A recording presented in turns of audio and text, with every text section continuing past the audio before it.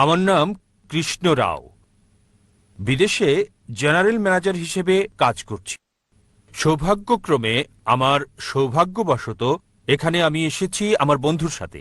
সে এখানে নিয়ে এসেছে। আসলে ডাক্তার জাকির তাকে টিভিতে দেখেছি, সবসময় দেখি। মানে এটা একটা বড় সুযোগ যে তাকে সরাসরি দেখার সুযোগ ঈশ্বর করে দিয়েছেন। আমার একটা প্রশ্ন, আমার সারা জীবনের সন্দেহ যে কেন ঈশ্বর এক ধর্ম সৃষ্টি করেননি, বা কেন সবার জন্য এক ধর্ম সৃষ্টি করেননি যাতে পৃথিবীতে শান্তি বজায় থাকে। তিনি কি জানতেন নাকি জানতেন না যে এ কারণে এজন্য সমস্যা হতে ভাই, পারে? একটা সুন্দর প্রশ্ন করলেন, খুবই সুন্দর প্রশ্ন।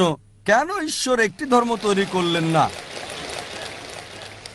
কেন তিনি ভিন্ন ভিন্ন ধর্ম তৈরি করলেন? তাহলে তো কোনো সমস্যা থাকতো না, কোনো দ্বিধা থাকতো না। আমি তার সাথে একমত, খুবই সুন্দর প্রশ্ন। যদি আপনি কোরআন পড়েন, আল্লাহ কোরআনে বলেছেন সূরা আল ইমরান ৩ নম্বর সূরা ১৯ নম্বর আয়াত, ইন্নাদ-দীনা ইনদাল্লাহিল ইসলাম। আল্লাহ তাআলার কাছে একমাত্র গ্রহণযোগ্য ধর্ম হচ্ছে ইসলাম। ইসলাম মানে আল্লাহ তাআলার কাছে নিজের ইচ্ছাকে সমর্পণ করা। যদি আপনি সবগুলো ধর্ম দেখেন, সর্বশক্তিমান ঈশ্বর নবী বা রাসূল প্রেরণ করেছেন এক ধর্ম প্রচারের জন্য।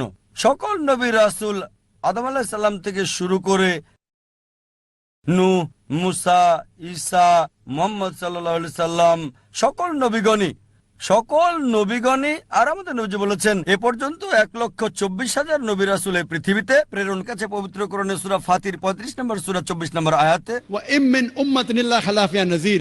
এমন কোন জাতি বা গোত্র নেই যাদের কাছে সতর্ককারী প্রেরণ করা হয়নি। আল্লাহ বলেন সূরা রাদ ১৩ নম্বর সূরা ৭ নম্বর আয়াত, لكل قوم هاد। প্রত্যেক জাতির কাছে সতর্ককারী প্রেরণ করা হয়েছে। ভাই, সকল নবীগণই যারা এসেছিলেন তারা কেবল সর্বশক্তিমান ঈশ্বরের কাছে নিজের ইচ্ছাকে সমর্পণের কথাই শিখিয়েছেন। মূল কথা যা সকল নবীগণই শিক্ষা দিয়েছেন, একত্ববাদের কথা বলেছেন। তিনি কাউকে জন্ম দেননি, তার কোনো মা নেই, তার কোনো বাবা নেই, তিনি কেবল একক, তার মতো কোনো কিছু নেই। আর সময়ের স্রোতে পূর্ববর্তী নবীগণ যা প্রচার করেছেন তা পরিবর্তন হয়েছে। লেকচারে আমি বলেছি প্রায় সব ধর্মগ্রন্থ যেগুলো কোরআনের আগে এসেছে পরিবর্তিত হয়ে গেছে। আল্লাহ পবিত্র কোরআনে একাধিকবার বলেছেন যদি তিনি চাইতেন তবে সবাইকে আত্মসমর্পণকারী বানাতে পারতেন, মুসলিম বানাতে পারতেন। ভাই, মুসলিম শব্দটাকে ধর্ম মনে করবেন না। ইসলাম শব্দের অর্থ হলো এটা দিন, একটা জীবন ব্যবস্থা, নিজের ইচ্ছাকে সমর্পণ করা। আর মুসলিম মানে এরকম নাম থাকা নয় যে আব্দুল্লাহ, জাকির, সুলতান।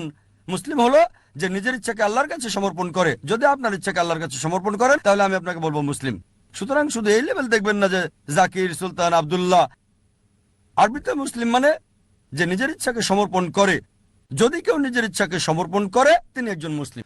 সুতরাং সকল নবীগণই শিক্ষা দিয়েছেন যে আমাদের ইচ্ছাকে সমর্পণ করতে হবে। সবাই এক ঈশ্বরের কথা শিক্ষা দিয়েছেন, সবাই তাওহীদ শিক্ষা দিয়েছেন। কিন্তু সময়ের আবর্তে সব গ্রন্থই পরিবর্তন হয়ে গেছে।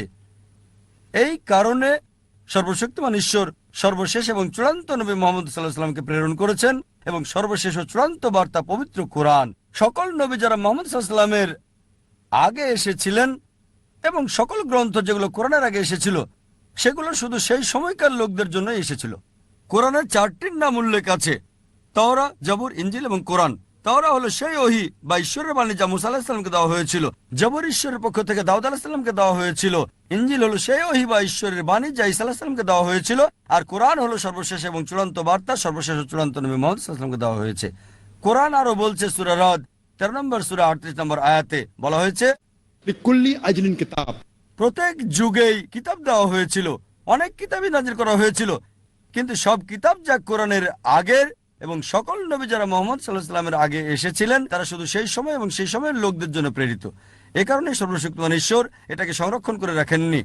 যেহেতু কোরআন হলো সর্বশেষ এবং চূড়ান্ত বার্তা, তাই এটা শুধু মুসলিম বা আরবদের জন্য না, এটা সমগ্র মানব জাতির জন্য। এবং নবী মুহাম্মদ শুধু আরব বা মুসলিমদের জন্য নয়, তাকে প্রেরণ করা হয়েছে সমগ্র মানব জাতির জন্য। আর এই কারণে তার কথা উল্লেখ আছে বিশ্বের প্রধান প্রধান ধর্মগ্রন্থগুলোতে। আর এই কিতাব পবিত্র কোরআনে আল্লাহ বলেছেন সূরা হিজর 15 নম্বর সূরা 9 নম্বর আয়াতে, এই কোরআন আমি নাজিল করেছি, আমি এর হেফাজত করব।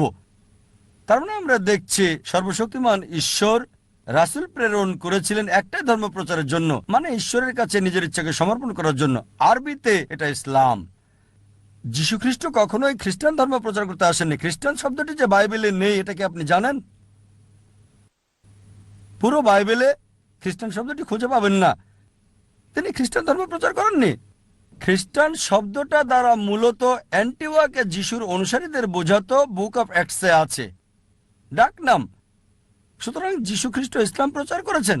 এটা আছে গসপেল অফ জন অধ্যায় 5 অনুচ্ছেদ 30। যীশু খ্রিস্ট বলেছেন যে আমার ইচ্ছায় নয়, আমার পিতার ইচ্ছায়, প্রভুর ইচ্ছায়। আরবিতে বললে তিনি ইসলাম প্রচার করেছিলেন।